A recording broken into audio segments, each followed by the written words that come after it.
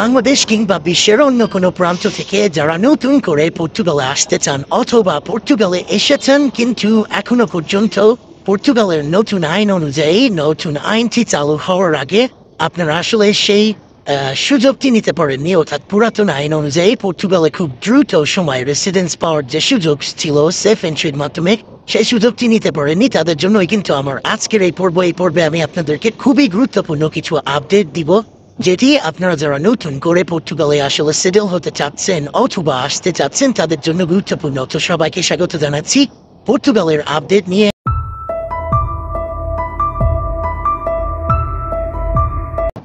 তো শুরুতে যেটি আমি আপনাদেরকে জানাতে চাই, যারা নিয়মিত আসলে আমার এপিসোড দেখেন, নিয়মিত আমার কন্টেন্ট দেখেন, তাদেরকে বলি যে আপনারা নিশ্চয়ই জানেন যে গত জুন মাস থেকে কিন্তু পর্তুগাল সরকারের যে নতুন অভিবাসন আইন, সেই আইন অনুযায়ী আপনার কিন্তু আগে যে এই দেশে কোনো রকম একবার প্রবেশ করলেই ট্যাক্সের মাধ্যমে এই দেশটিতে লিগাল হওয়া যেত, 1, 2, 4 থেকে 10-12টি ট্যাক্স দিয়ে আসলে এখানে লিগাল হওয়া যেত সেফ এন্ট্রির মাধ্যমে, সেই সুযোগটি তুলে দেওয়া হয় গত জুন মাসে।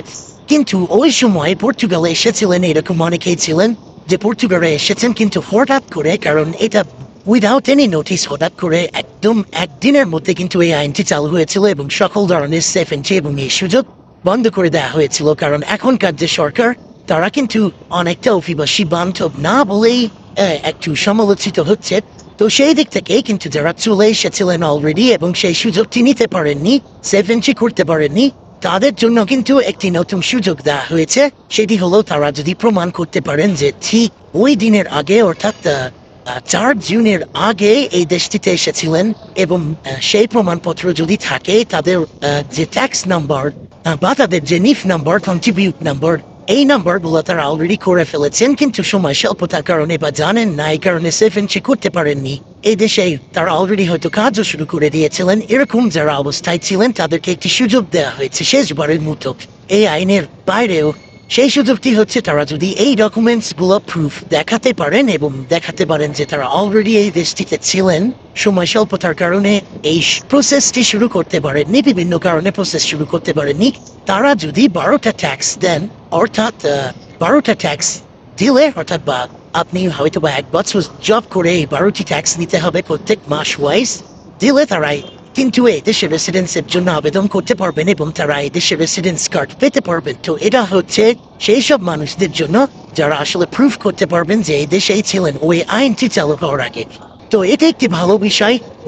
যারা একেবারে হতাশা আর সাগরে পড়ে গিয়েছিলেন যে এই দেশে আসছেন কিন্তু এই প্রসেসটা শুরু করতে পারেননি, তাদের জন্য এটাই কিন্তু লাস্ট সুযোগ। আর তার বাইরে কিন্তু যে নতুন আইন চালু হয়েছে সেই আইনই কিন্তু চালু থাকবে এবং ফলবৎ হবে। তো আরেকটি বিষয় হচ্ছে যারা নতুন আসতে চাচ্ছে, ধরেন পর্তুগালে ছিলেন না এই আইনের তার মধ্যে মরে যে সুযোগটা, সেই সুযোগের মধ্যে আপনি পড়ছেন না কিন্তু তারপরে পর্তুগালে আসতে চান, তাদেরকে আসলে কনসিডার করতে হবে যে তারা আদৌ আসবেন কিনা। কারণ আসতে হলে আপনাকে সরাসরি ভিসা নিয়ে আসতে হবে। তবে এই ক্ষেত্রে একটা পজিটিভ বা সুখবর হচ্ছে বাংলাদেশ থেকে কিন্তু এখন পর্তুগালের ভিসা হচ্ছে। বাংলাদেশ থেকে মিন্স ভিসা আপনাকে দিল্লি থেকে নিতে হবে, তবে সরাসরি, কারণ এই আইনটি চালু করা হয়েছে এই কারণে যে অবৈধভাবে অযোগ্য লোকেরা এখানে এসে ট্যাক্স দেওয়ার মাধ্যমে বৈধ হবেন, রেসিডেন্স পাবেন, যারা এই দেশের অর্থনীতিতে কোনো কন্ট্রিবিউট করতে পারেন না, তাদের জন্যই কিন্তু ইউকেবি এই সুযোগটি বন্ধ করে দেওয়া হয়েছিল। বরং তারা উৎসাহিত করছেন যে যোগ্য লোকেরা ভিসা নিয়ে সরাসরি বৈধভাবে আসে। তো সেটি করার কারণেই কিন্তু এখন বাংলাদেশ থেকে ভিসা হচ্ছে।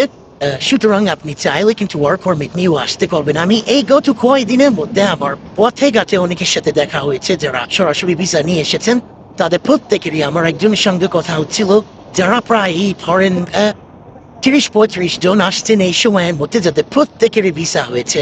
সুতরাং ভিসা হচ্ছে, পর্তুগিজ সরকার ভিসা দিচ্ছে, সুতরাং আপনি বৈধভাবে এই ট্যাক্স দেওয়ার মাধ্যমে অবৈধ থেকে বৈধ না হয়ে আপনি সরাসরি ভিসা নিয়ে আসেন। এই দেশে ভিসা নিয়ে আসতে সবচেয়ে বড় সুবিধা, আপনি যেদিন ভিসা পাবেন সেদিন থেকে কিন্তু এই দেশে লিগালভাবে বসবাসের আপনি কাউন্ট হওয়া শুরু হবে এবং আপনি জানেন যে 5 বছর এই দেশটিতে থাকলে আপনি কিন্তু পাসপোর্টের জন্য অ্যাপ্লাই করতে পারেন। সুতরাং ভিসা নিয়ে আসার চেষ্টা করুন। নতুন যারা আসছেন তাদেরকে বলবো আপনার জন্য কোন কোন ভিসা অপশন আছে এ নিয়ে আমার কি আলাদা কন্টেন্ট রয়েছে, যে আপনার সিজনাল ভিসা বলেন, ওয়ার্ক ভিসা বলেন, আপনার স্টুডেন্ট ভিসা বলেন, ইনভেস্টমেন্ট ভিসা বলেন, ব্যবসা ভিসা বলেন, যাই বলেন এই এরকম অনেক অপশন এখনো পর্যন্ত আপনাদের জন্য চালু রয়েছে। এই অপশনের মধ্যে আপনি ওই কন্টেন্টটি দেখে কিন্তু আপনি ভিসা নিয়ে এই দেশটিতে সরাসরি আসতে পারবেন। তো বেসিক্যালি দুই ক্যাটাগরির মানুষদের এই আপডেটটি দেওয়ার জন্যই আমার এই ভিডিও। যারা অলরেডি এখানে এসেছেন তারা কিভাবে এখন বৈধ হবেন, আর যারা নতুন করে আসবেন তারা ভিসা নিয়ে আসবেন, এটি হলো মূল বিষয়।